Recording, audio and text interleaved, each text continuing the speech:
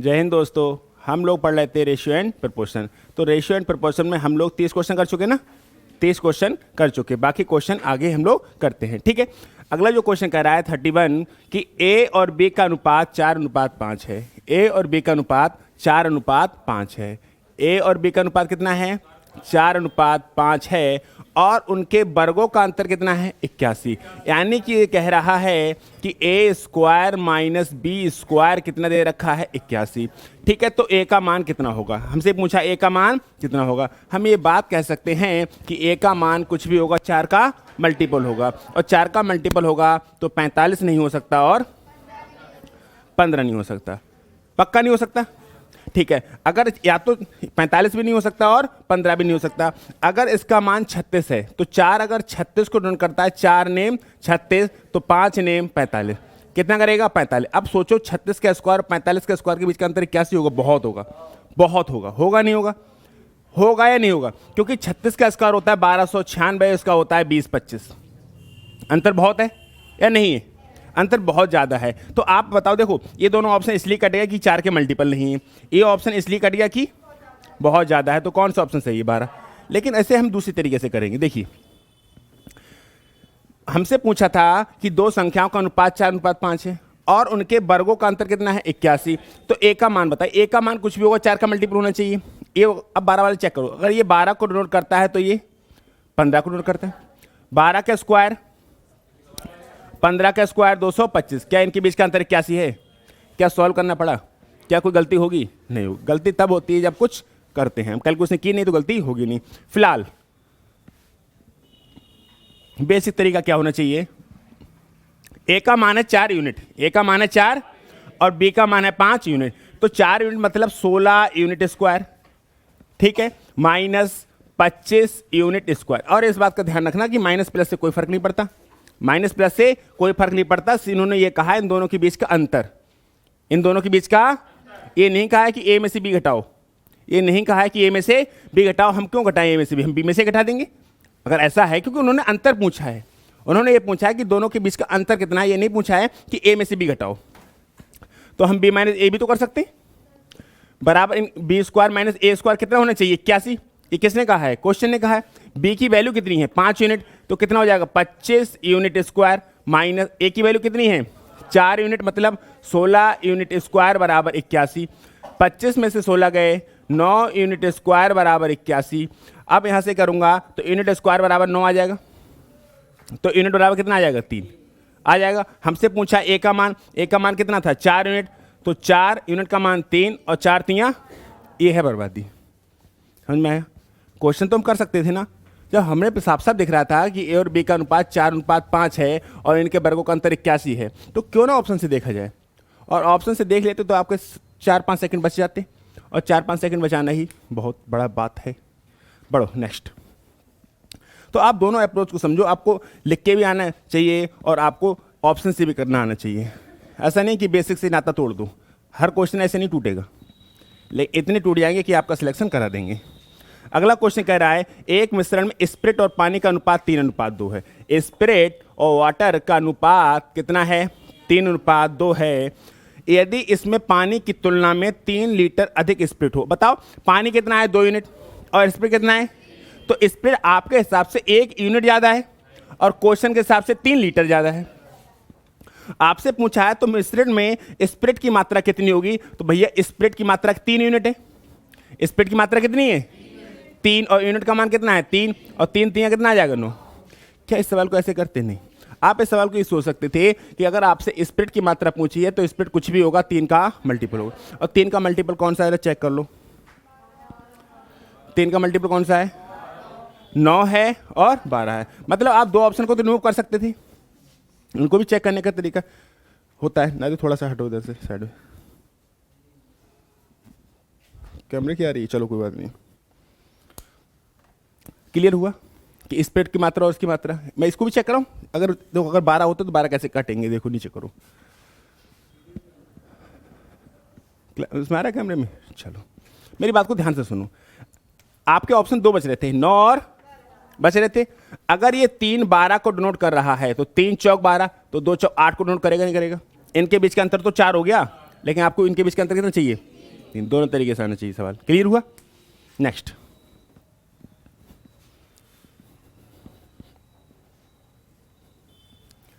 अगला सवाल ये कह रहा है ए, बी तथा सी के मासिक वेतन 2:3:5 के अनुपात में है। ए, बी और सी 2, 3 और 5। कह रहा है यदि सी का मासिक वेतन ए के मासिक वेतन से 12,000 रुपए अधिक है। भाई सी का मासिक वेतन है 5 यूनिट और ए का मासिक वेतन है, तो सी का मासिक वेतन ए के मासिक वेतन से क्या 3 यूनिट अधिक है? नहीं है।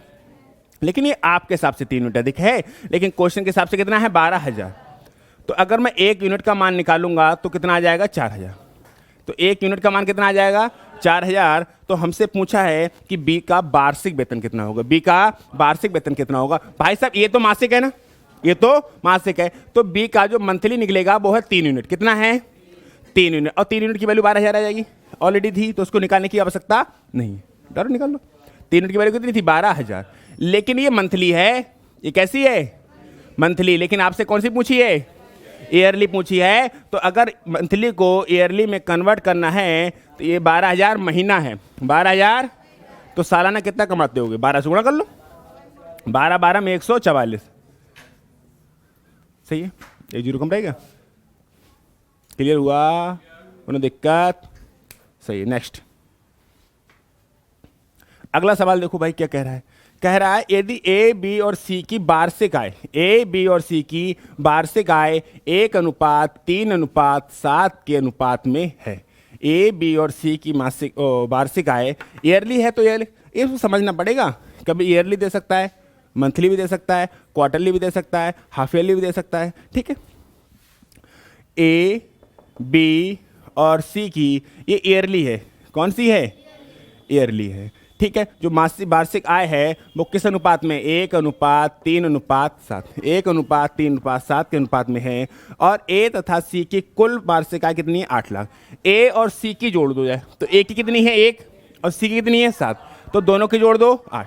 आपके हिसाब से 8 यूनिट, इनके हिसाब से 8 लाख, इनके हिसाब से 8 लाख।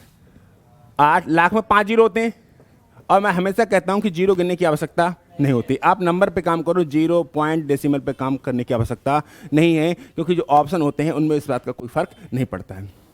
मैं 8 भी मान सकता था, कोई बात नहीं। तो बी का मासिक वेतन कितना होगा? बी का मासिक वेतन कितना होगा? तो भैया बी का तो 3 यूनिट है, इसको देखो 8 यूनिट की वैल्यू 8 लाख, तो 1 यूनिट की वैल्यू 1 लाख। 5 जीरो कर लो। ठीक है, अब हमसे पूछा है बी की, ये तो ईयरली आएगी ना, आएगी 3 यूनिट, मतलब 3 लाख, मतलब 3 लाख है। ये ईयरली है ना, ये कैसी है? लेकिन आपको क्या करना है? अगर आपको मंथली कन्वर्ट करना है तो आपको 12 से क्या करना पड़ेगा? भाग। 12 से क्या करना पड़ेगा? 12 से भाग कर लो। चलो काटो। 12 दूनी 24, 12 पंजे 60, 2.5। तो आप 25 नंबर देख लो ना। अरे ऊपर 30 है, 12 दूनी 24, 6, 12 पंजे 60। तो एक ऑप्शन देखो जिसमें 2-5 से हो, लो एक ही ऑप्शन है। इसलिए मैं कहता हूं जीरो की आवश्यकता नहीं होती है। और अगर आप करोगे तो कितनी जगह 5 जीरो यहाँ लिखे, 5 जीरो यहाँ लिखे 10, 5 जीरो यहाँ लिखे 15 जीरो, 5 यहाँ लिखे 20 जीरो, और अभी और काटोगे कम से कम 25 जीरो लिख दिए। 25 डिजिट लिखने में, मेरी बात को सुन लो, 25 डिजिट लिखने में 1 सेकंड तो गया होगा। कितनी भी तेज लिखोगे, 1, 2 और मैं कहता हूँ 4-5 सेकंड चले जाएंगे, 5 सेकंड आराम चले जाएंगे 25 जीरो लिखने में। 25 डिजिट लिखने, ABCD पूरी लिखो, कम से कम 5 सेकंड खर्च नहीं हो जाएंगे। आप ABCD 26 लेटर होते हैं ना, और ABCD बहुत अच्छे से याद भी होती है ना। यहाँ तो बार बार जीरो चेक भी करने पड़ेंगे, 5 रहेगा कि 6। यहाँ तो एक बार लिखने के बाद जीरो चेक भी करने पड़ेंगे ना, कि जीरो 5 रह गए कि 6 रह गए। आप ABCD लिख लो, 25 सेकंड खत्म हो जाएंगे, वो 5 सेकंड खत्म हो जाएंगे। 5 सेकंड में लिख नहीं पाओगे पूरी ABCD 26 लेटर जो होते हैं, 5 सेकंड में लिख नहीं पाओगे। इसका मतलब हमने 5 सेकंड बिना मतलब के खर्च किए। इसकी कोई कहीं ऐड हुआ? ये है बर्बादी। 5 सेकंड हमारे बिना मतलब के खर्च हो गए, नहीं हो गए, कोई काम में आए? किसी काम में नहीं आए, बस हमने खर्च कर दिए बिना मतलब के। लिखो तो 5, 10, 15, 20, और अभी काटा पीटी और करोगे। इसलिए मैं कहता हूं 8, 1, 3 और ऊपर हमें पता है ना जीरो है, ऊपर 3 है ना, जीरो तो है ना। तो 12 दूनी 24, 12 पंजे 60, ऐसा नंबर आ रहा है 25 के समथिंग या 2.5 है, कुछ ना कुछ होगा। हमें इससे क्या मतलब है? ऑप्शन हो जाता है काम, और आपको बर्बादी करनी है तो आपका वेलकम है, जीरो लिखो, सजा सजा के लिखो, बार बार गिनो कि एक आध कम बढ़ ना रह जाए है। चलो आगे बढ़ते हैं। अगला सवाल ये कह रहा है कि एक व्यक्ति की अपनी आय के कुछ भाग को व्यय करता है। इनकम होती है ना हमारी, उसमें से खर्च भी करते हैं और बचाते भी हैं। हमारे खर्चा और बचत दोनों को जोड़ लिया जाए, खर्चा और बचत दोनों को जोड़ लिया है तो इनकम मिल सकती है, हाँ मिल सकती है ना। एक व्यक्ति अपनी आय के कुछ भाग को व्यय करता है तथा कुछ भाग की बचत करता है, यानी कि एक्सपेंडिचर, यानी कि खर्चा और सेविंग। मेरी बात सुनो, मैं कितना रुपए कमाता हूं मुझे नहीं पता, मैं 70 रुपए खर्च करता हूं और मैं 20 रुपए बचाता हूं, तो मैं कितने कमाता हूँ? 90 कमाता हूँ, क्योंकि मेरी खर्चा और मेरी बचत दोनों को जोड़ दिया जाए तो क्या मेरी इनकम बता सकते हो? बस वही बात है कि कह रहा है एक व्यक्ति अपनी आय के कुछ भाग को व्यय करता है, यानी कि खर्चा करता है, एक्सपेंडिचर करता है, और कुछ भाग की बचत करता है, यानी कि सेविंग करता है। उनके व्यय और बचत का अनुपात कितना है? 26:3। 26:3। और कभी भी ऐसे नहीं लिखना, ये लिखना एक्सपेंडिचर और ये लिखना सेविंग। ये एक्स नहीं है, एक्सपेंडिचर है। समझ में आया? क्योंकि आप समझ जाओगे आप सवाल क्या कर रहे हो। 26:3 ये ट्रिग्नोमेट्री में होता है। लोग पूरा sine theta, cos theta, tan theta, cosec theta, sec theta लिखते रहते हैं, वो बर्बादी करते रहते हैं। भाई टेन थीटा का फार्मूला ट्रिग्नोमेट्री का सॉल्व कर रहे हो तो टी फॉर टेन थीटा हो गया ना, क्या जरूरत है टेन थीटा लिखने की? ये है बर्बादी। जब हमें पता है कि क्या लेटर से मैं यूज कराऊंगा तो दिखाना कि कॉसेक थीटा लिखना है, तो भाई 1 2 3 4 5 6 कितने 6 लेटर लिखे, इनकी आवश्यकता नहीं थी। सी फॉर कॉसेक थीटा। ये होता है टाइम को बचाने के तरीके, लेकिन इस पे काम नहीं करते। इस पे काम सिर्फ 1% बंदा करता है और वही बंदा सिलेक्शन लेता है। बाकी 99% सिर्फ भीड़ बनाने का काम करती है, 99% जनता। ठीक है, तो इन चीज़ों पर काम करना हमें पता है। शॉर्ट लिखना सीखो, स्टेप स्किपिंग, लास्ट डिजिट को छोड़ना, इधर से काम करना उधर से काम करना, ये एक दिन में नहीं सीख सकते। आप अपनी अप्रोच बना लो कि हर सवाल में उसी को अप्लाई करेंगे, आपकी अप्रोच बन जाएगी और आपका काम हो जाएगा। ठीक है, ये लेकर रखा था। तो भाई कह रहा है कि उनकी मासिक आय, भैया अगर हम दोनों को जोड़ दें तो 29 यूनिट हुआ। इनकम हो गई नहीं होगी, क्योंकि ये 26 थोड़ी होता है, ये 26 यूनिट होता है। ये 3 थोड़ी होता है, ये 3 यूनिट होता है। अगर हम उसके खर्चा और उसकी बचत दोनों को जोड़ दिया तो 29 यूनिट। हमारे हिसाब से, क्वेश्चन के हिसाब से है 7250, क्वेश्चन के हिसाब से है 72 से 50, तो उसकी मासिक बचत मुझे, मेरी बात को ध्यान से सुनना। तो अगर मैं यूनिट का मान निकालूं तो 7250/29 यही आएगा। अब सुनो, अब प्रॉब्लम है काटने की, काटो। 29 दूनी 58, 29 दूनी 58, कितना बचेगा? अरे 29 दूनी 58, 14 बचेगा, 14 बचेगा, 5 और आगे 145 हो गया। नहीं आया? अरे देखो 29 दूनी 58, 14 है, 5 और 145 हो गया, और 29 पंजे 145, 250 आया, 250 आया। लेकिन आपसे पूछा है बचत, क्या पूछी है आपसे? तो भैया जो बचत है वो तो 3 यूनिट है ना, जो बचत है वो कितनी है? और 1 यूनिट का मान 250 आया है, तो 3 यूनिट का मान 3 × 250 यानी कि 750 रुपये आएगा। क्या इस सवाल को ऐसे करने की आवश्यकता है? नहीं। हम इस सवाल को क्या सोच सकते हैं, भैया हमसे पूछा सेविंग, तो जो भी आंसर होगा वो 3 का, क्या 3 का मल्टीपल चेक करो कि 3 का मल्टीपल कितने ऑप्शन है। 290 कटेगा 3 से? नहीं कटेगा। 350 कटेगा, 750 कटेगा और 780 कटेगा, 2 ही कटेंगे, 2 ही कटेंगे। अब इस पे इसको भी तोड़ सकते हैं हम, इसको भी तोड़ सकते हैं, ऐसी बात नहीं कि इस सवाल को नहीं तोड़ सकते। भाई आप 290 और 350 अगर आपका मान लो पेपर में सॉल्व कर रहे हो, तो एक जैसे ऊपर देखा सवाल, तुरंत निगाह नीचे जानी चाहिए कि कहीं 3 का मल्टीपल तो नहीं बनना। अगर इकलौता है तो टिक करो और आगे बढ़ जाओ, बहुत भीड़ को पीछे छोड़ दो, बहुत बड़ी भीड़ को छोड़ दोगे, वरना 7250/29 काटने में हालत खराब हो जाएगी।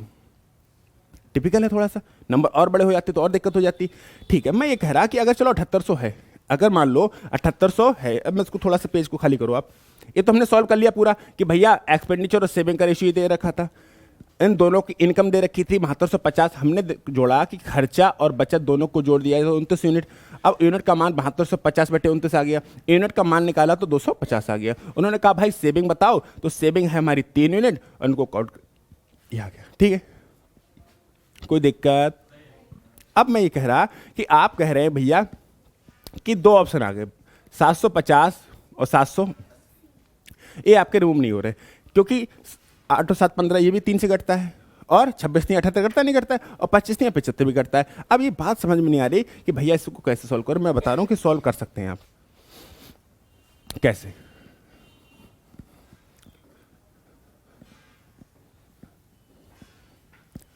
देखो, अगर ये 780 को डोंट कर रहा है, यानी कि 3 6 लास्ट में 6 से गुणा हुई होगी, और तो ये इसके लास्ट में भी 6 आएगा, नहीं आएगा। मेरी बात को इसको थोड़ा समझना कि इसको और इसको जोड़ के दोनों को 7250 चाहिए नहीं चाहिए। थोड़ा सा पेज और नीचे करो बस, कोई बात नहीं। मैं ये कह रहा कि अगर ये इसको डोंट कर रहा है तो इसकी जो गुणा हुई होगी वो लास्ट डिजिट 6 होगा। मैं लास्ट डिजिट की, ये बहुत ही एकदम खतरनाक वाली बातें हैं, सबको पल्ले ना पड़ेंगी, और सबको पल्ले पड़ जाए तो सबका सिलेक्शन हो जाए। सही है, टिपिकल बातें हैं और टिपिकल बातें सीखनी पड़ेंगी, क्योंकि नॉर्मली तो सबको आता है ना। मैं कह रहा कि 3 और इसकी हमें मल्टीप्लाई करनी है, तो इस नंबर में मुझे नहीं पता ये कितना बड़ा नंबर होता, मुझे नहीं पता इस मतलब, लेकिन जिस नंबर से भी गुणा की होगी उसके लास्ट में 6 होगा। 0 तो होगा, 0 में गिनता ही नहीं, 0 तो मैं गिनता ही नहीं, लास्ट में क्या होगा 6। तो इस नंबर के भी लास्ट में क्या होगा 6 होना चाहिए, होना चाहिए नहीं होना चाहिए। तो इसकी लास्ट में करूँ तो 6 आएगा, और यहाँ पर 8 आ रहा, क्या 8 और 6 को जोड़ के कभी 5 आएगा? अरे 0 तो गोली मारो उसको, तो इससे तो हटा दो, कोई फर्क नहीं पड़ रहा, कोई फर्क नहीं पड़ रहा इससे। मैं 0 नहीं गिनता हूँ, और 0 नहीं गिनना चाहिए। 0 तब गिनेंगे जब सैलरी मिलेगी। 0 किसी काम में नहीं आता, 0 सिर्फ तड़का लगाने के काम में आता है। खाना बनाओ नहीं ना, तड़का लगाओ क्या का, जीरे का, बस उस काम में आता है। बाकी हम सैलरी में देखेंगे कि 0 का क्या महत्व है।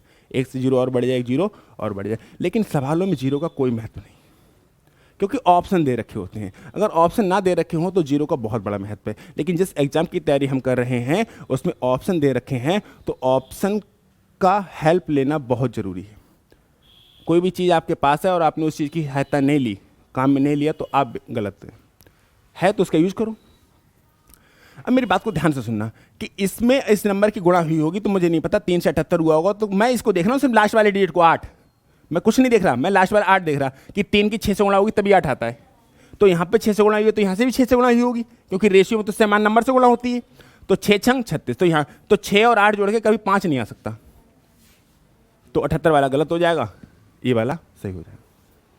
फिलहाल मैंने दोनों तरीके समझा दिए, आपको ये काम में समझ नहीं आ रहा है मत समझो, बेसिक तरीका समझो, 2-4 साल के बाद समझ जाओगे, क्योंकि सिलेक्शन यही बातें दिलाएंगी। नॉर्मल जैसे है ना, जैसे अभी मैंने किया था ना, 2603 29 यूनिट, 29 का यूनिट का मान 7250, यूनिट का मान 250, तो 3 यूनिट का मान 750। तुम क्या कर रहे होगे? सब कर रहे होंगे। ऐसे आप ही नहीं कर रहे हो सवाल को, हर बंदा सवाल को कर रहा होगा ऐसे ही, और हर बंदा ऐसे ही कर रहा है, तो उसका मतलब सबका सिलेक्शन तो नहीं हो सकता, कुछ यूनिकनेस बनानी पड़ेगी। तो वो क्या है, ये बात है। बड़े बड़े सवाल टूट जाएंगे, ये मैं बस बेसिक है आपको समझाते हुए ले चल रहा हूँ कि कैसे बड़े बड़े आप सवाल को तोड़ सकते हैं। और शॉर्ट लिखना, स्टेप स्किपिंग करना, कैलकुलेशन माइंड में करना, कुछ बातों को समथिंग लगाना, ये बात कहीं नहीं सीख सकते आप। ये बात आप सीख सकते हैं बार बार क्वेश्चन उस अप्रोच को यूज करके, अप्लाई करके। सोचा तो, लेकिन इम्प्लीमेंट नहीं किया। अगर इम्प्लीमेंट नहीं करोगे तो भाई गलत हो जाएगा। इम्प्लीमेंट करना बहुत ज़रूरी है। लिखा है ना अटल बिहारी वाजपेयी की पंक्ति, असफल वह व्यक्ति है जो सोचता तो है लेकिन करता नहीं। सोच तो लेगा कि मुझे कुछ करना है, करेगा नहीं। और वो तो महामूर्ख है जो सोचता भी नहीं है। उसका क्या कहना, जो सोचता भी नहीं है कि मुझे कुछ करना है, उसका तो कुछ नहीं। और असफल कौन है? सोचता है लेकिन करता नहीं है। मेरी पंक्ति नहीं है, अटल बिहारी वाजपेयी की पंक्ति है। चलिए, एक व्यक्ति अपनी मासिक आय का कुछ भाग खर्च करता है और बाकी की बचत करता है। उनके व्यय और बचत का अनुपात क्रमशः 61 और 6 है, यानी कि एक्सपेंडिचर और सेविंग का अनुपात 61:6 है। इतनी बात पढ़ ली। और एक बार क्वेश्चन को रीड करना है, सेकंड टाइम्स रीड नहीं करना है। एग्जामिनर आपको एक बार क्वेश्चन रीड करने का समय देता है। अगर आपने क्वेश्चन को 2 बार रीड किया, इस तरह मतलब आप कहीं ना कहीं समय की कटौती कर रहे हैं। एक ही बार रीड करना है, ठीक है। यदि उसकी मासिक आय 8710 रुपए है तो उसकी मासिक बचत कितनी होगी? मासिक आय यानी कि इन दोनों को जोड़ दिया है तो इनकम मिल जाएगी। 61 और 6 67 यूनिट हो जाएगा, और 67 यूनिट की वैल्यू 8710। मैं यहाँ से एक यूनिट का मान निकाल लूंगा, 8710/67। अब मुझे बताऊँ एक बात आपको, लास्ट में 3 आएगा और 67 एक ही बार जाएगा, तो मैं डायरेक्ट बोल सकता हूँ मुझे नहीं पता आंसर क्या आएगा, यही आएगा, क्योंकि लास्ट में 1 है, नीचे 7 है, तो 7 यहाँ पे कटेगा और ये एक बार में जाएगा 87। मुझे सवाल इतना सा दिख रहा है बस। देखो 0 तो पहुंच गया यहाँ पे, ऊपर 1 नीचे 7 तो 3 पहुंच गया। अब बच्चा 67 और बच्चा 6, ये देगा 1। ये खतरनाक वाली बातें हैं, समझाएंगे इनको। तो कितना आ जाएगा 130। अब हमसे पूछा है उसकी सेविंग, क्या पूछा है, हमसे पूछा है उसकी सेविंग, और सेविंग है भाई साहब 6 यूनिट। सेविंग कितनी है 6 यूनिट, और 6 गुणा 130 और 13 छक 78, 780, ये आंसर आया। लेकिन इससे पहले भी आप एक सवाल को तोड़ सकते थे, सोच सकते थे कि जो भी आंसर होगा वो ठीक है। इस बात को मैं बार बार इसलिए बोल रहा हूँ कि आपके दिमाग में घर कर जाए, मतलब आपके दिमाग में बैठ जाए हमेशा हमेशा के लिए, कि जब भी आप क्वेश्चन देखें तो क्वेश्चन से पहले जस्ट तुरंत देख के उसका मल्टीपल देखने की कोशिश करें। सब सवाल नहीं टूटते हैं, लेकिन बहुत सारे सवाल टूट जाते हैं जो आपका सिलेक्शन कराने के लिए बहुत बड़ा रोल प्ले करेंगे। सवाल को देखो ऑप्शन से, क्या इस सवाल में 6 का मल्टीपल कोई मिल रहा है? देखो 6 का मल्टीपल 8 7 87 980, ये नहीं कटेगा 6 से मल्टीपल, ठीक है। ये बच्चा 690 और ये बच्चा 8700। तो मेरी बात सुनो, मैं इन सवालों को मैं कैसे करता हूँ, जब कंपेयर करते हैं, मेरी बात को सुनो, ये छोटी छोटी बातें हैं, लेकिन आप जब पेपर में बैठे होगे ना, जब सवाल टूटेगा तब आपको पता चलेगा। यहाँ पर मुझे कंपेयर करना था 6 का मल्टीपल। तो अगर कोई संख्या 6 से कटती है तो 6 के फैक्टर यानी कि 2 और 3 दोनों से कटनी चाहिए। अगर कोई संख्या 6 से कटती है तो 6 के फैक्टर 2 3 से दोनों से कटनी चाहिए। मैंने एक आपको स्टोरी सुनाई है, एक शॉर्ट वीडियो भी पढ़ी है कि यदि दादा किसी को ले आए घर तो ठीक, और हम किसी को ले आए तो गलत। ऐसा कैसे होना चाहिए? है नहीं कि यदि कोई संख्या 12 से कटती है तो 12 के मल्टीपल यानी कि 2 3 4 6 से कटेगी, लेकिन कोई संख्या 2 3 4 6 से कटती है तो 12 से नहीं कटेगी। इसका मतलब मैंने ये समझाया था कि दादा किसी को घर ले आए, मान लो दादी गुजर गई और दादा किसी को ले आए घर, तो वो कहेंगे बेटा ये तुम्हारी दादी हैं तो हमें मानना पड़ेगा। कहेंगे दादी के पैर छुओ तो छूने पड़ेंगे क्योंकि दादा हैं। दादा जिंदा है तो दादा की ज़मीन बाप के नाम में नहीं आई है, और बाप के नाम में नहीं आई तो हमारे नाम में क्या आ गया? वो हमको तो हमारे बाप को भी बेदखल कर देंगे, तो हमारी मजबूरी है। लेकिन हम किसी को ले आए घर कि दादा ये आपकी होने वाली पुत्र वधू है, तो ऐसी लाठी पड़ेगी कि सर्जरी भी ना होगी। समझ में आया? तो बस वही वाली बातें हैं। तो इस सवाल को हम कैसे करते थे भाई, सबके पास एक जीरो है ना, हटाओ।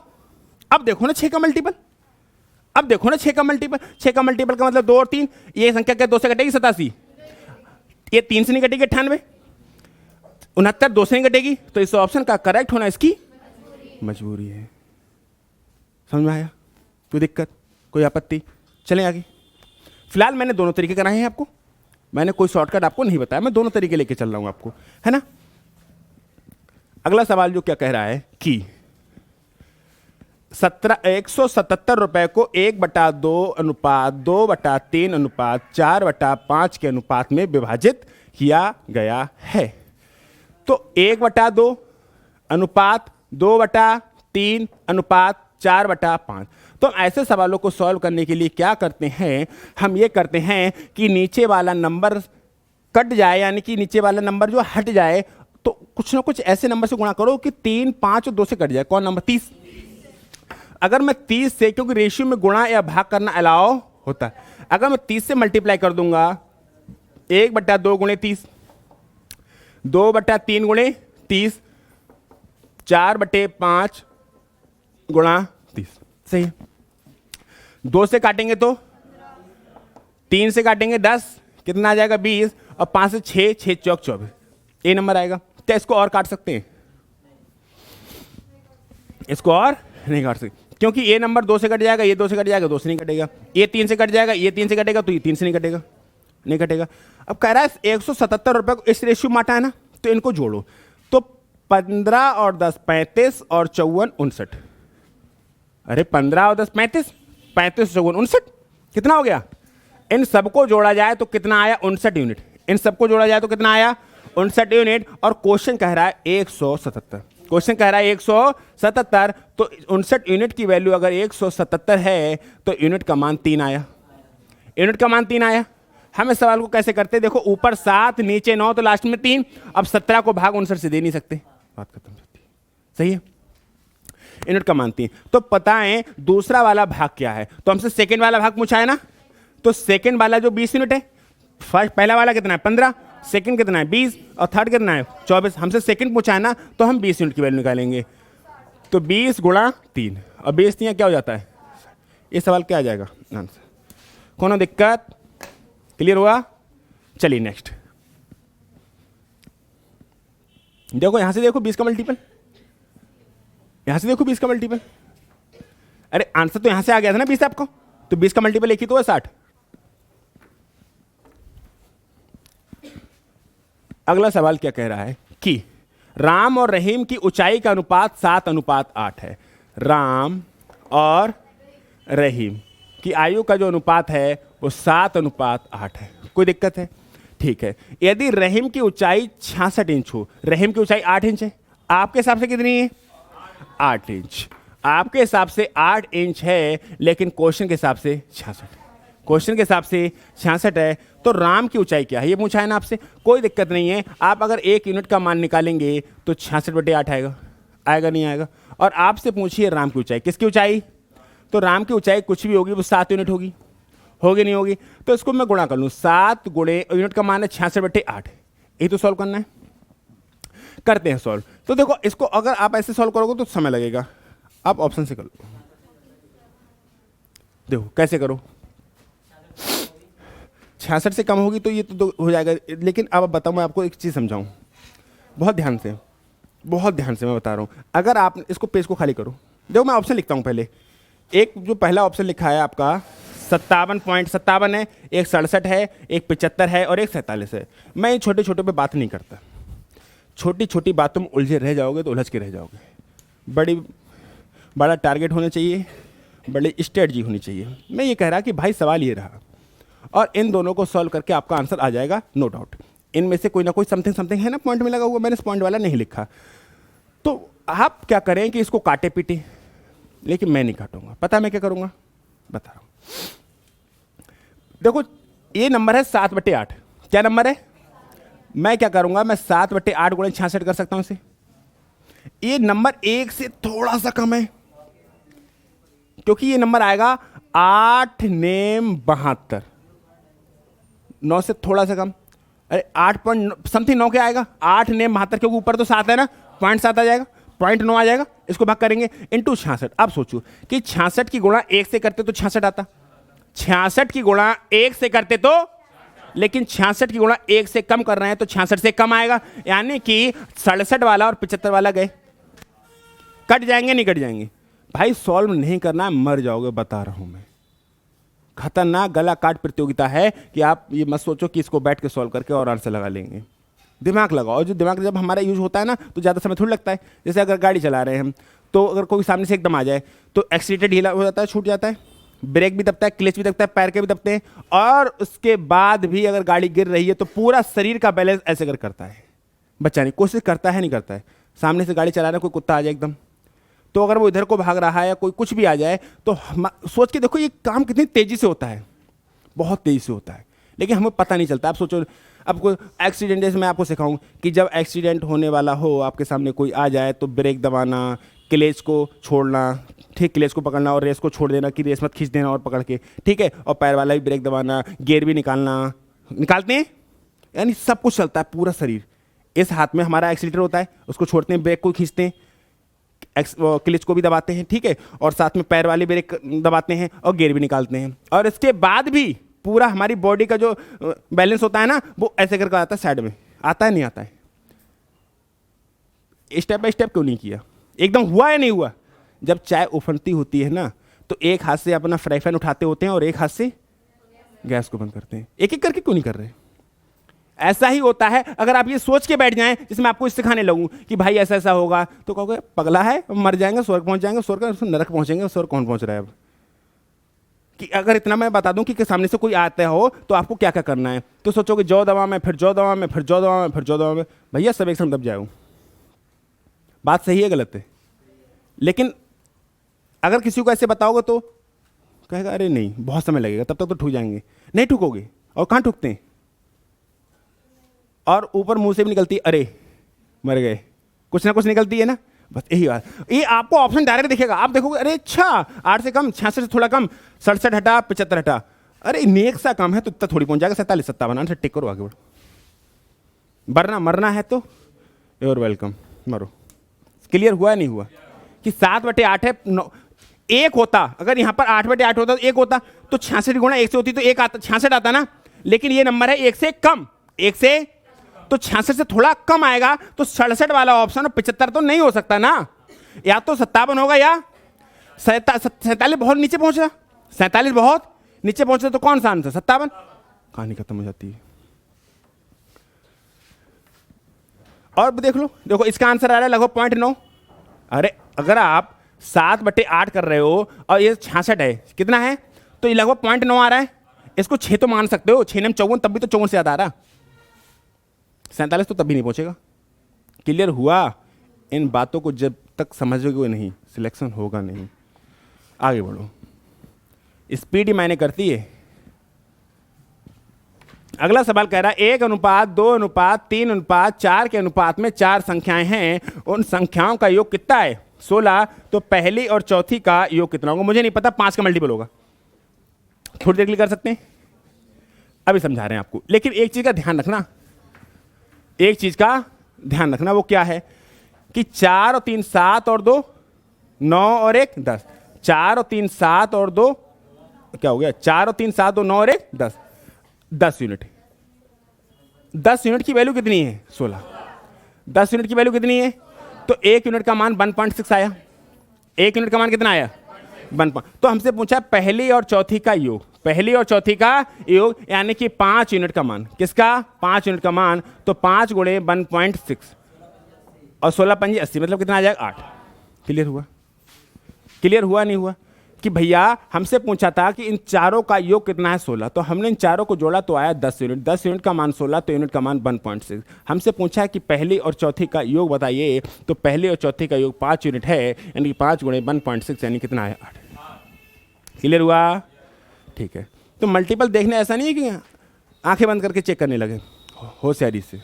और जब नंबर छोटे होते हैं, मेरी बात को ध्यान से सुनना, जब नंबर छोटे होते हैं तो मल्टीपल देखने की आवश्यकता नहीं होती।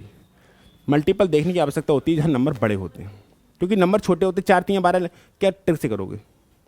6 3 18 क्या ट्रिक से करोगे? जैसे मैं कह दूँ कि ऊपर 21 है, नीचे 7 है, तो 7 3 21 क्या ट्रिक लगाओगे? लेकिन यही नंबर इतना बड़ा होता तो देखते कि लास्ट में 3 आएगा, तो देखते कि लास्ट में 3 आएगा। ऐसे नहीं कि कहीं भी कुछ भी यूज करने लगे। क्लियर हुआ? चलिए नेक्स्ट।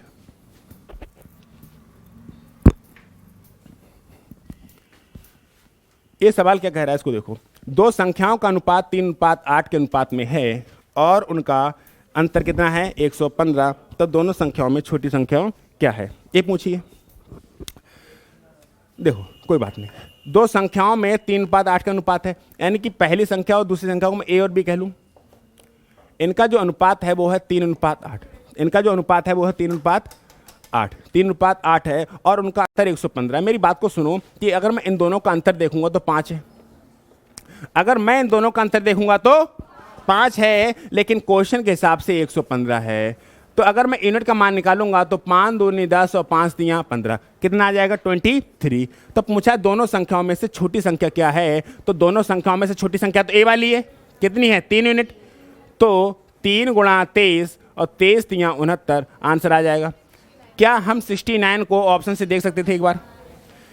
यानी कि 3 का 8 और 4 12, 3 से नहीं कटेगा। 9 और 1 10 और 3 14 नहीं कटेगा। 9 5 14 नहीं कटेगा, यानी इस ऑप्शन का करेक्ट होना इसके मजबूरी है।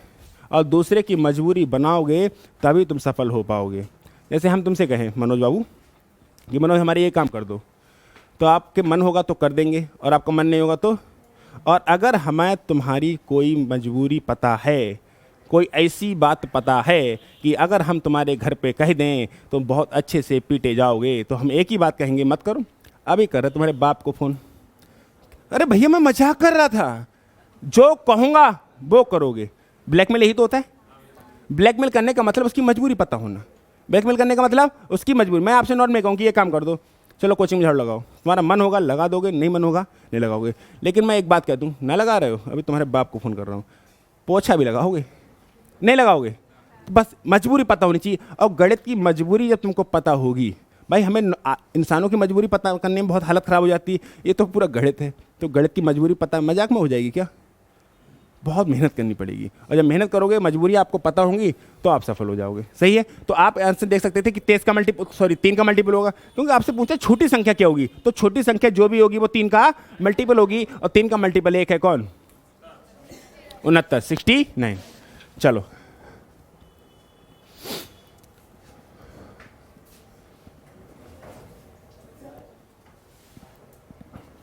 क्या हुआ? सो भांग पिया तुम लोग हैं? सवाल देखिए, कह रहा है m और n 3:2 के अनुपात में है, यानी कि m और n का जो अनुपात है वो 3:2 है। और लिखा है 4m + 5n बटा 4m - 5n बराबर किसके बराबर हो? ए हमसे पूछा है, किसके बराबर हो? ए हमसे पूछा है। अच्छा एक बात बताओ, मेरी बात को ध्यान से सुनना, मेरी बात को ध्यान से सुनना, बिल्कुल ध्यान से सुनना। ऊपर वाली वैल्यू बड़ी आएगी या नीचे वाली वैल्यू बड़ी आएगी? क्योंकि ये है 4m + 5n और नीचे वाली है 4m - 5n, यानी कि ये बात दिमाग में घर कर रही है। घर करने का मतलब बैठना होता है, ठीक है, कि ये बात दिमाग में सेट हो रही है कि ऊपर का वैल्यू बड़ी आएगी और नीचे की वैल्यू छोटी आएगी। क्या ऑप्शन से कोई ऑप्शन ऐसा है कि जिसको हम रिमूव कर सकते हैं? भाई ये वाला पहला जो ऑप्शन है ये बिल्कुल नहीं हो सकता। इस बात को, ये मैं नहीं कह रहा कि सवाल तोड़ना, मैं कह रहा कि मैं आपको अप्रोच सिखाने की कोशिश कर रहा कि ये जो आंसर आएगा, क्योंकि ऊपर है कि 4m में 5m जुड़ रहा है और नीचे 4m में 5m घट रहा है, तो ऊपर वाली वैल्यू बड़ी आनी चाहिए और नीचे वाली वैल्यू से, यानी ये बात दिमाग में आनी चाहिए, नहीं आनी चाहिए? आनी चाहिए। तो भाई ये वाला ऑप्शन कभी हो सकता है? मुझे नहीं पता आंसर क्या होगा, लेकिन ये वाला ऑप्शन नहीं। अच्छा दूसरा देखिए, 4 9 और 3 1। मेरी बात को ध्यान से सुनना, बिल्कुल ध्यान से सुनना।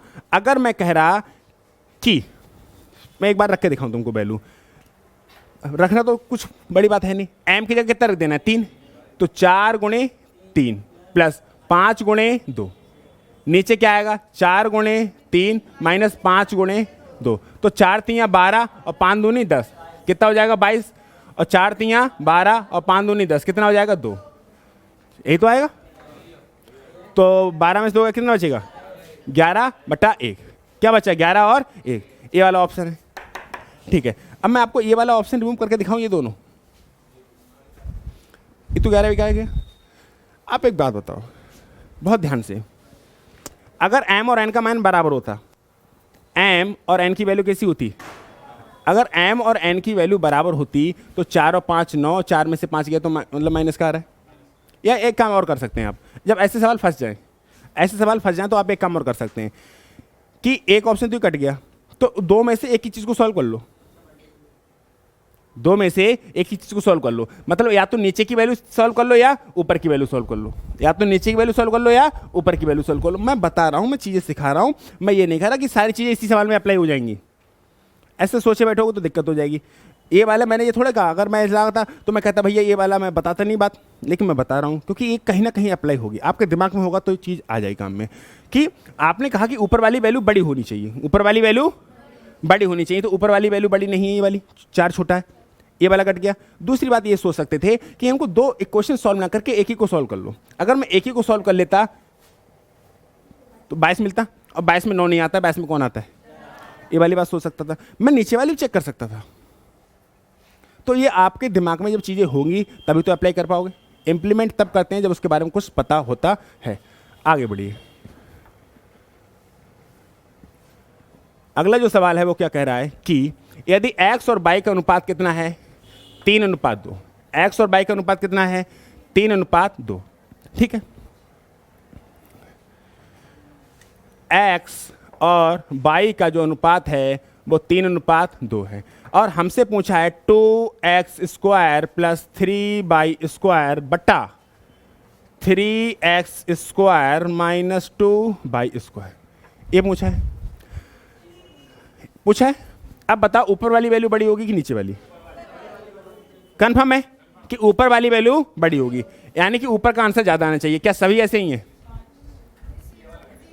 देखो मेरी बात सुनो, ऊपर की वैल्यू ज्यादा होनी चाहिए, ऊपर की वैल्यू सब में ज्यादा है। देखो 12 5 30 ज्यादा, 6 5 है ज्यादा, लेकिन यहाँ पे अंतर कर दोगे, बता रहा हूँ कैसे अंतर कर रहे हो।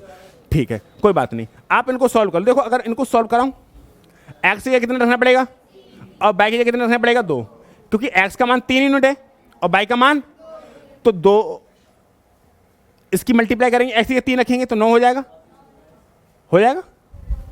प्लस 3 और y की जगह रखेंगे 2 तो कितना हो जाएगा? 4 बटा 3, x की जगह कितना रखेंगे? 3 तो कितना हो जाएगा? 9 स्क्वायर है ना, -2, y की जगह कितना रखेंगे? 2 तो हो जाएगा 4, तो 9 दूनी 18 और 4 तियाँ 12, ठीक है, 9 तियाँ 27 और 4 दूनी 8, तो 18 12 30 और 27 में से 8 गए 19, ये आंसर आ गया।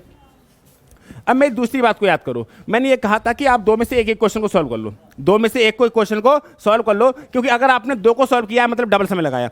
अगर इस पूरे इक्वेशन को सॉल्व करने में आपने 10 सेकंड लगाया है, अगर इस पूरे इक्वेशन को सॉल्व करने में आपने 10 सेकंड लगाया है, तो भाई साहब 5 सेकंड खत्म हो गए, हो गए नहीं हो गए? क्या आपका समय जस्ट आधा हो गया? 50%। मैंने कोई शॉर्टकट नहीं पढ़ाया, मैं ये बता रहा कि आप कैलकुलेशन करते समय अपना 50% समय बचाया नहीं बचाया। अगर आपने पूरे क्वेश्चन को सॉल्व करने में 10 सेकंड लिया, तो अगर नीचे वाली वैल्यू को हटा दिया जाए तो 5 सेकंड लिया, लिया नहीं लिया? और साथ में नीचे का डंडा खींचा, वो अलग खींचा था नहीं खींचा था? क्या आपने समय जस्ट आधा कर दिया? इस सवाल को करने में समय जस्ट आधा कर दिया कैलकुलेशन में, क्योंकि ऊपर आंसर 30 आ रहा है, तो 30 एक ही ऑप्शन में है, तो उस ऑप्शन का करेक्ट होना उसकी मजबूरी हो जाएगा। इधर से भी सॉल्व कर सकते हैं, नीचे वाला भी सॉल्व कर सकते हैं। देखो कैसे, हमारा नीचे वाली वैल्यू सॉल्व करेंगे हम, नीचे नीचे लिखा था उसको सॉल्व करेंगे। वो नीचे क्या लिखा था हमारा? 3x² minus 2y², 3 into 9 minus 2 into 4, 9 तियाँ 27, 4 दूनी 8, नीचे आएगा, नीचे 19 चेक करो, बात खत्म। नीचे 19 चेक करो, बात खत्म। नीचे 19 यहां पर है, तो इस ऑप्शन का करेक्ट होना इसकी मजबूरी। सही है? चलो, और मैं ये बात बार बार बोल रहा हूं कि जो तरीके बता रहा हूं वो इसलिए बता रहा हूं कि आपके दिमाग में बैठ जाए। ऐसा नहीं कि सारे तरीके एक ही सवाल में अप्लाई हो जाएंगे, किसी में कुछ अप्लाई होगा, किसी में कुछ। सिलेक्शन लेने के लिए साम दाम दंड भेद सब अपनाने पड़ेंगे, एक चीज से काम नहीं चलेगा। समझ में आया? अगला जो सवाल है वो कह रहा है कि ए और बी का अनुपात है 5:7। ए और बी का अनुपात है 5:7 और सी और डी का अनुपात है, ए और बी का अनुपात है 5:7। सी और डी का जो अनुपात है वो 2a/3b, ऐसे लिख लो। सी और डी का जो अनुपात है वो है 2a और 3b, यही है। तो हमसे पूछा है ए सी और बी डी का अनुपात क्या होगा? ए सी और बी डी का अनुपात क्या होगा? तो हमसे अगर ए सी और बी डी का अनुपात पूछा है, तो पहले ए की वैल्यू यहाँ रख लें, 10 कर लें, और बी की जगह 7 रख लें, 21 कर लें। ये कर लिया हमने। ये आगे सी और डी की नई वैल्यू, सी और डी की नई वैल्यू। अब ए और सी की मल्टीप्लाई कर लो तो 50। अरे ए और सी की मल्टीप्लाई करेंगे तो 5 और 10 करेंगे तो 50। ए सी और बी डी लिख ही लो। तो अगर ए और सी की मल्टीप्लाई करेंगे तो 50 और बी और डी की करेंगे तो 21 सत्ते 147, ये आंसर आ जाएगा। आपके दिमाग में एक बात आनी चाहिए, ये हर जगह मल्टीपल मल्टीपल करते थे, यहाँ मल्टीपल नहीं आ रहा है तुम्हारा। आनी चाहिए नहीं आनी चाहिए? भाई मल्टीपल इसलिए नहीं आ रहा है कि इसके जो मल्टीपल में इसके होगा वो मल्टीपल में इसके होगा, वो कट जाएगा, रेशियो में है ना। अगर इसको एक्चुअल वैल्यू में कन्वर्ट करते, इसको एक्चुअल वैल्यू में कन्वर्ट करते, तब आपको मल्टीपल की आवश्यकता थी कि कितने यूनिट है। लेकिन यहां पर तो ये रेशियो कुछ भी होगा, 5 हो चाहे 15 हो चाहे कुछ भी हो, तो वो तो कट जाएगा ना आपस में, इसलिए कोई फर्क नहीं पड़ रहा। समझ में आया? चलो,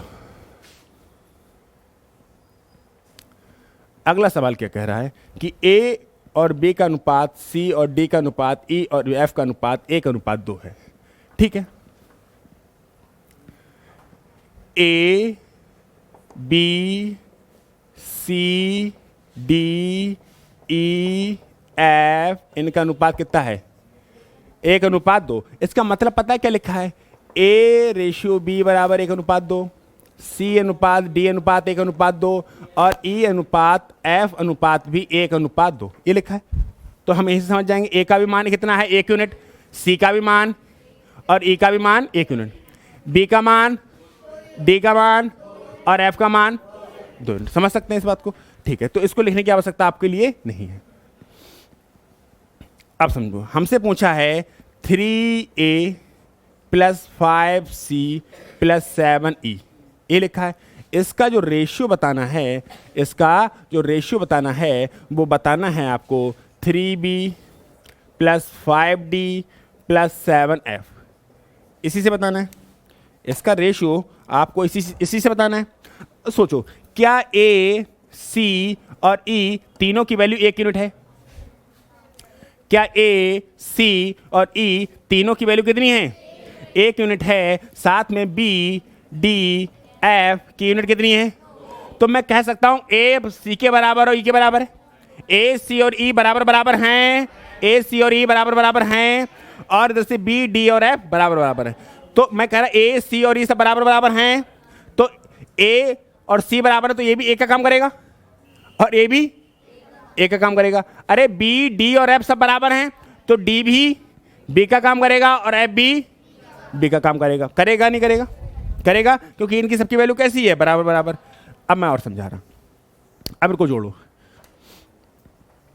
तो 7 और 5 12 और 3 15 ए अनुपात 5 और 3 8 और 7 15 बी। 15 से 15 कट गया ए, और भाई ए का मान है 1 और बी का मान है 2। और इस प्रकार के सवाल में हमेशा आंसर ऐसा ही मिलेगा, क्योंकि आपको तुम्हें दिमाग में आया, मैं बता रहा हूं, मैं सुनो 1 अनुपात 2 आया। आपको जैसी सवाल देखा, ये आपने पूछा 3a 5c और 7e, और a, c और e सब बराबर हैं, तो सब जुड़ना जाएंगे। इधर लिखा था, इधर क्या लिखा था? b, d और f, तो b और d, f भी सब बराबर हैं, तो इधर के भी जुड़ जाएंगे, इधर के भी जुड़ जाएंगे, और नंबर बराबर बराबर, तो नंबर कट जाएंगे। इधर बचेगा a और इधर बचेगा b, और a और b का मान वही होगा जो यहां लिखा है। अगला सवाल देखो, क्लियर होगा। देखो a का मान 2, a का मान 2, b का मान 3 और c का मान 4, और हमसे पूछा 2a - 3b + 4c बराबर 33, तो c का मान क्या होगा?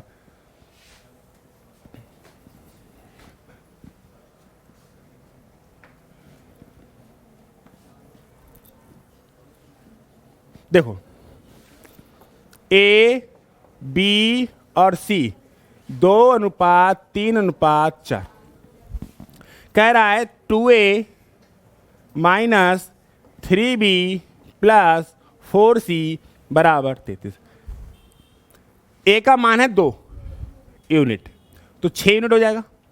b का मान है 3 यूनिट, तो 9 यूनिट हो जाएगा, प्लस c का मान है 4 यूनिट, तो 16 यूनिट हो। बराबर कितना है? 33। 16 9 3, देखो मेरे 16 9 में से ये निकालो, 3 बचेगा 3, और 16 में से 3 निकालोगे तो 13। नहीं आया समझ में? कहाँ पे? अच्छा 2a यहाँ पे, चलो 2a, तो 2 दूनी 4 यूनिट हो जाएगा। कितना हो जाएगा? 4 यूनिट। तो सुनो, 9 में से 4 गए 5, माइनस के 5 तो जाएंगे तो 11, और 11 यूनिट की वैल्यू कितनी हो जाएगी? अगर 11 यूनिट की वैल्यू 33 है, तो यूनिट का मान हमसे पूछा सी का मान कितना होगा? हमसे क्या पूछा है? और हमसे पूछा सी का मान, और सी का मान कितना है? 4 यूनिट, यानी कि 4 × 3 और 4 तियां 12, 4 तियां 12। कोई दिक्कत, कोई आपत्ति, कोई विपत्ति? सही है। चलो नेक्स्ट, ए बी। देखो सेम सवाल है, नहीं सेम नहीं, अलग है।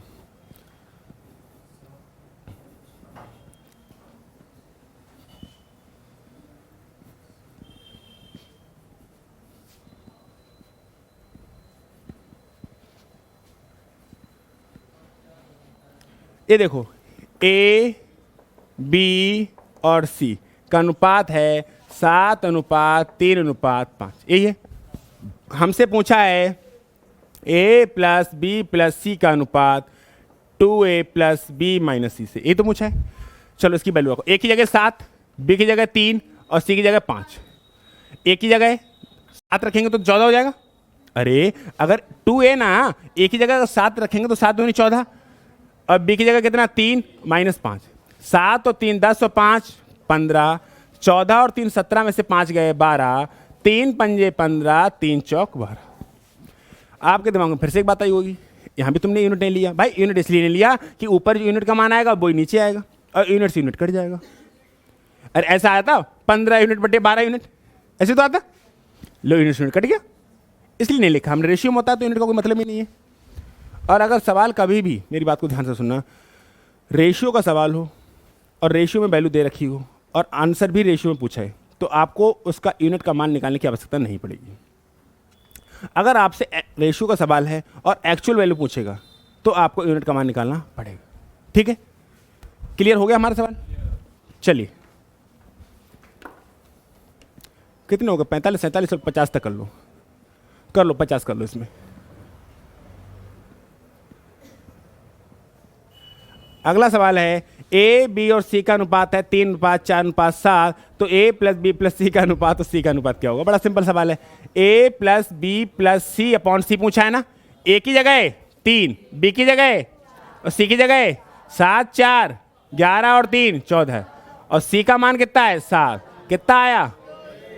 2 यूनिट। कहानी खत्म? नहीं आया भाई। अरे काहे लेके हम बार बार साफ साफ देख तो रहा है यहाँ से कि ए का मान 3, बी का मान 4 और सी का मान 7। अगर तुम चाहोगे तो इनको जोड़ोगे तो 14 यूनिट आएगा और नीचे 7 यूनिट आएगा, यूनिट कट जाएगा। चूंकि सवाल रेशियो में है इसलिए मैं एक्चुअल वैल्यू लेके नहीं चल रहा हूँ और मैं वहाँ पर यूनिट वगैरह कुछ नहीं लिख रहा हूँ ऐसे। ठीक है, चलिए अगला सवाल ये है कि x अनुपात y का जो अनुपात है वो 3:4 है। x और y का अनुपात क्या है? 3:4 है। ठीक है, x और y का जो अनुपात है वो है 3:4। हमसे पूछा है 4x माइनस y, नीचे लिखा है 2x प्लस 3y। क्या यहाँ पर भी यूनिट लिखने की आवश्यकता पड़ेगी? नहीं, रेशियो में कट जाएगा। ठीक है, तो 4 × 3 माइनस 4, नीचे लिखेंगे 2 × 3 प्लस 3 × 4, 4 3 12 माइनस 4 और 2 3 6 और 4 3 12, 12 में 4 निकालोगे 8, निकालोगे 20, 4 से काटेंगे 2 और 4 से काटेंगे 5, 12 से 18 होते हैं। अरे लो 18 कर लो, कैसी बातें कर रहे हो? 4 और 9, कहानी खत्म। 4 और 9, कोई दिक्कत, कोई आपत्ति, कोई विपत्ति? सही है। अच्छा यहाँ पे पता है हम एक चीज और देख सकते थे कि नीचे की वैल्यू बड़ी आएगी, ऊपर की वैल्यू बड़ी नहीं आएगी। कहाँ की आएगी? मतलब ये बातें दिमाग में डालते चलो, ये बातें दिमाग में डालते चलो कि ऊपर की वैल्यू बड़ी आएगी कि नीचे की वैल्यू बड़ी आएगी। चलिए सवाल पे, अगला जो सवाल है वो कह रहा है कि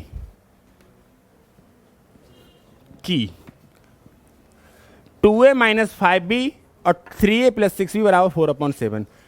2a माइनस 5b बट्टा 3a प्लस 6b बराबर 4/7, और हमसे पूछा है कि a और b का रेशियो क्या होगा। इस सवाल को करने का बेसिक तरीका ये है कि आप इसकी क्रॉस मल्टीप्लाई करो, a और b का मान निकालो। लेकिन मेरे पास एक दूसरा तरीका है। पहले मैं आपको सिखा रहा हूं कि क्रॉस मल्टीप्लाई कैसे करेंगे। 7 दूनी 14a और 7 पंजे 35b बराबर 3 चौक 12a और 6 चौक 24b, यही आएगा। एक जाति वालों को एक तरफ करो, 14a है इधर से आ जाएगा 2a बराबर 24b था, उधर चलेगा तो 35b, ये बचेगा 2a, इधर बचेगा 15 9b। नीचे करो, नीचे थोड़ा सा। ठीक है, तो नीचे a, इधर का b आ जाएगा, इधर 59 और नीचे 2 आ जाएगा, ये आंसर आ जाएगा। अरे क्रॉस मल्टीप्लाई का तो आसान है, क्रॉस मल्टीप्लाई करिए और आंसर निकाल लिया। अब मैं एक बात कह रहा कि इस सवाल को क्या हम कुछ और सोच सकते थे? क्रॉस मल्टीप्लाई करके आंसर आ गया ना हमारा, यहां पर तो कोई तकलीफ ना है।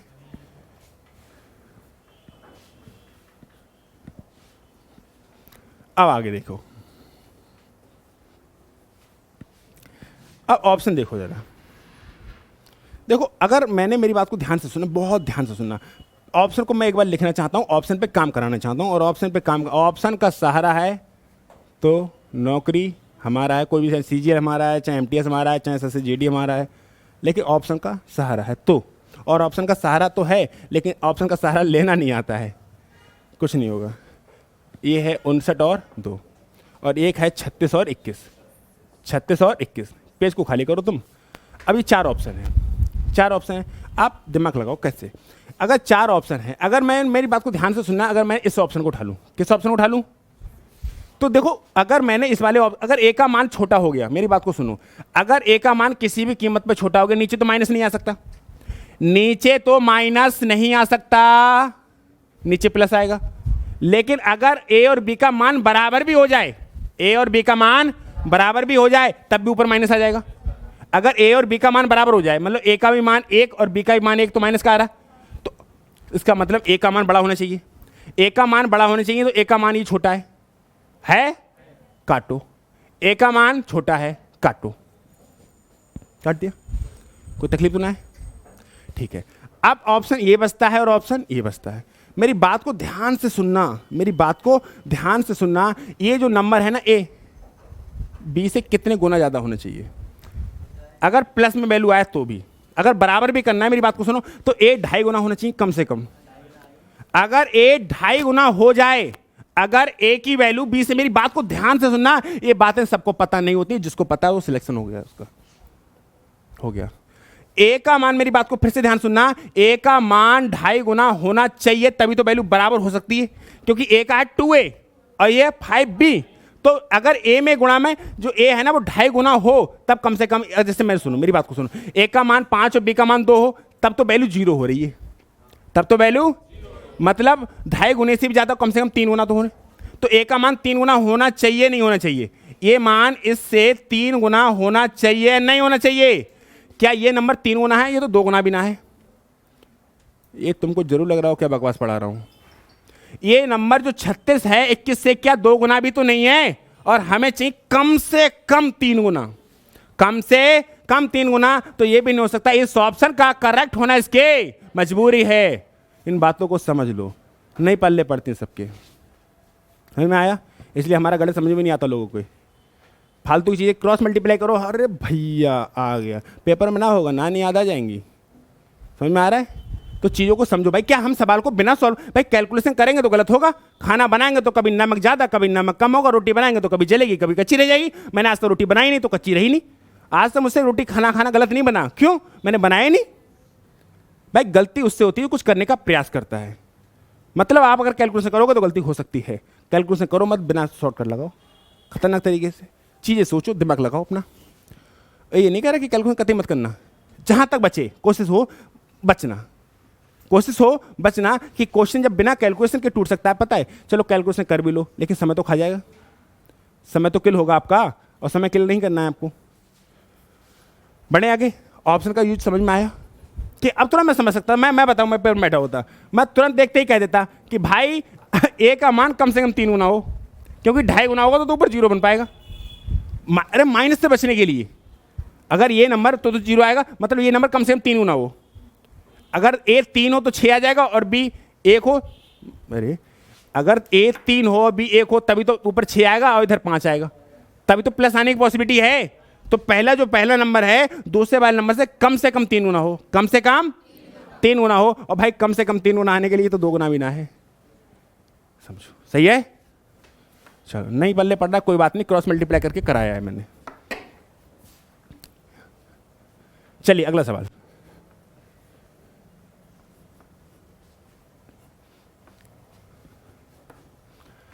अगला सवाल क्या कह रहा है कि 2a माइनस 5b 4/7 और 3a प्लस 6b बराबर 4/7। इसमें भी ये सेम है क्या? वही सवाल है ना? तो हटाओ, 50 हो गए, 50 पे लगा लो लास्ट क्वेश्चन।